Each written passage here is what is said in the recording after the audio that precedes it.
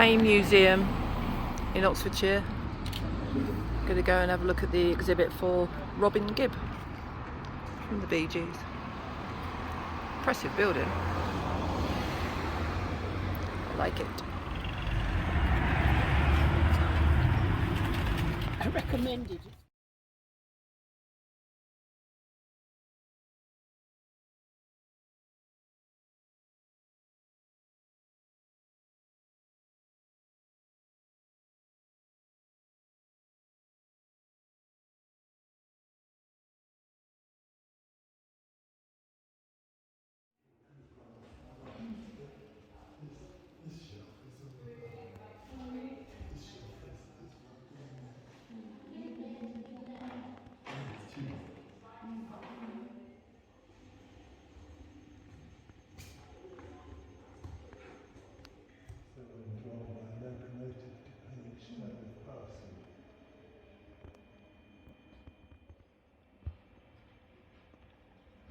Rewritten over the top.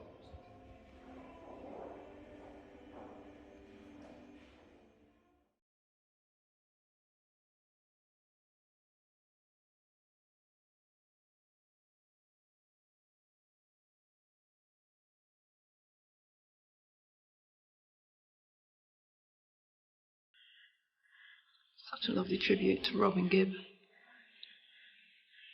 Apparently his wife is heavily involved in donating a lot of the stuff to the museum, as well as cash for them to be able to exhibit.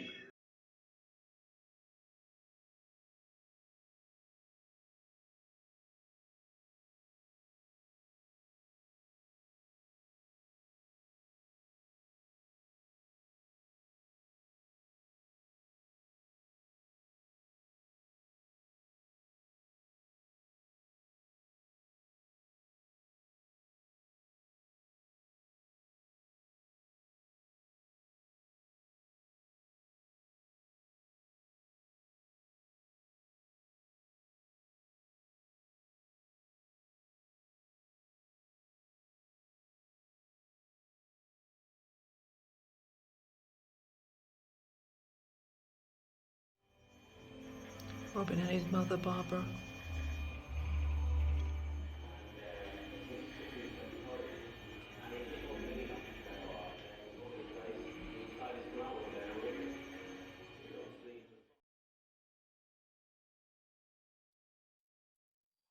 Harley Davidson bicycle by Robin Gibb. Nice. No choppers or BMXs for him.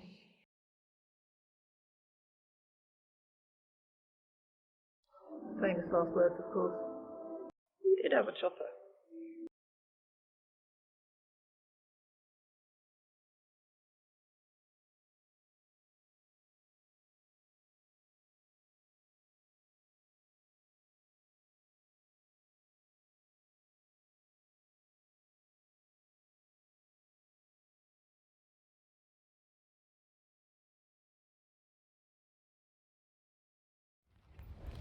So I'm at St Mary's Cathedral Church in Thame, and I've come along to visit the grave of British singer, songwriter and producer Robin Gibb.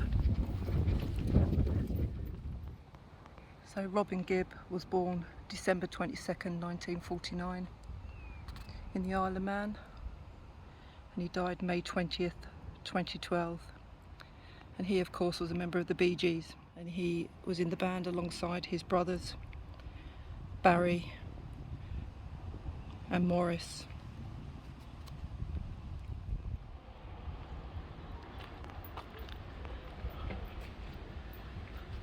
After his brother Andy was born, the family moved to Australia.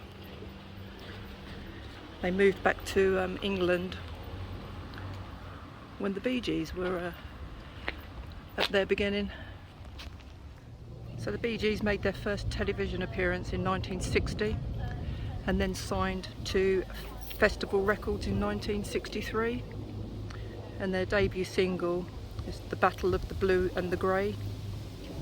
And Robin sang his first lead on this song, on the song I Don't Think It's Funny, in '65. And in 1966 he wrote his first song, I Don't Know Why I Bother With Myself. And the Bee Gees' first UK #1 was with a song called Massachusetts. In 1977 the Bee Gees contributed to the Saturday Night Fever soundtrack. That's quite an iconic soundtrack by now, isn't it? See Robin's former home just over there. We're going to have a look at the blue plaque outside shortly.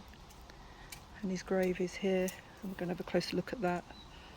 But Robin left the Bee Gees in 1969 and embarked on a solo career. He had a #2 chart hit with the song Saved by the Bell. But his solo album, Robin's Reign, it was released in 1970 but didn't do very well. He did start to record his second album in 1970, and that was called Sing Slowly Sisters. But that album, funny enough, wasn't released until 2015. Robin then reunited with Morris and then later Barry, and the Bee Gees were back in business. Over the years, Robin did create other solo albums. He, along with his brothers, wrote songs for many, many artists, like Dionne Warwick, Diana Ross, Jimmy Ruffin, Kenny Rogers, Jerry Marsden, Barbra Streisand, Leo Sayer, and of course he produced as well. In 1988, Robin's younger brother Andy passed away in Oxford of myocarditis. He's of course buried in Forest Lawn Memorial Park in Los Angeles. And then in 2003, Morris died in Miami, and that was from complications of a twisted intestine. Morris's ashes, I believe, are with his family. But this is the grave of Robin. Absolutely beautiful. Probably can't see too well at the moment because of the sun. And here he is, Robin Hugh Gibb, CBE, singer-songwriter, 1949, 2012. So many plants and flowers and mementos. Amazing. If you can describe a grave as amazing, of course, but that just shows how loved he really was. So missed and a loss to the music world.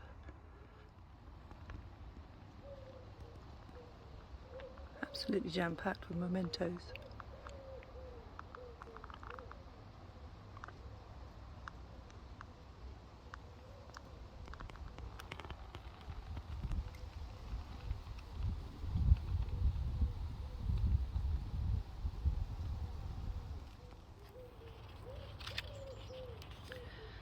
So in August of 2010, Robin started to experience abdominal pains.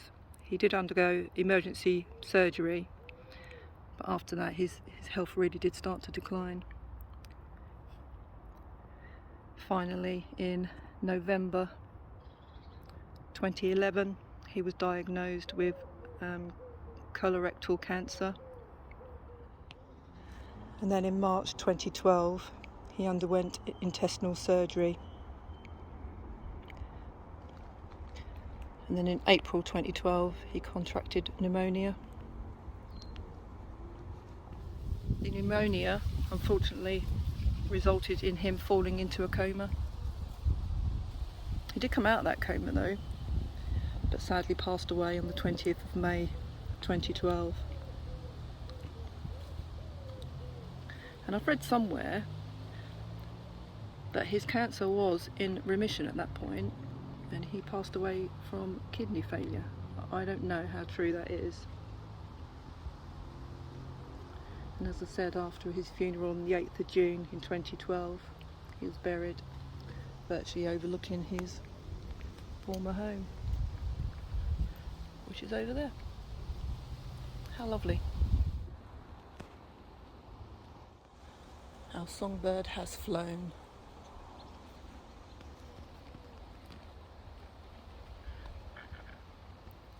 How deep is your love?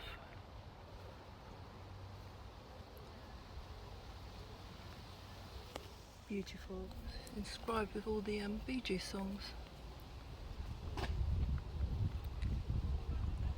fever.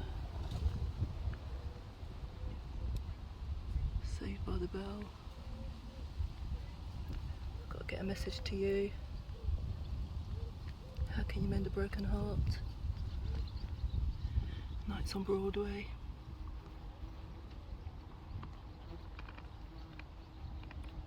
Bee Gees immortalised forever. I've got a little wasp trying to get in on the action here as well. Perhaps he's trying to tell me to go away, eh? So what's really lovely is you've got Robin's grave just there. And you've got Robin's former residence, which is there. That's his main residence, in fact. And then here you have Andy Gibb. Now this is a memorial stone. He of course is buried at Forest Lawn Memorial Park in Los Angeles. But how lovely is this? Andy Gibb. 5th of March 1958 to the 10th of March 1988. Good night, sweet prince, and flights of angels sing thee to thy rest. Beautiful, and he clearly is visited quite a lot too.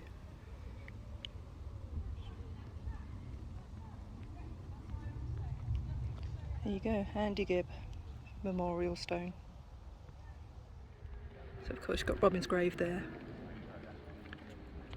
And then Andy's just stone is just up here. And then just right opposite the home that Robin Gibb shared with his wife and son. A historic, beautiful building in its own right.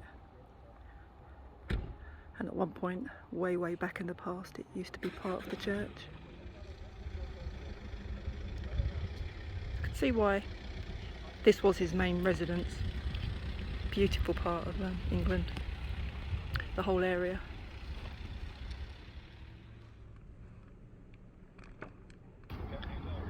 And there's the plaque, the blue plaque, to announce that Robin lived there.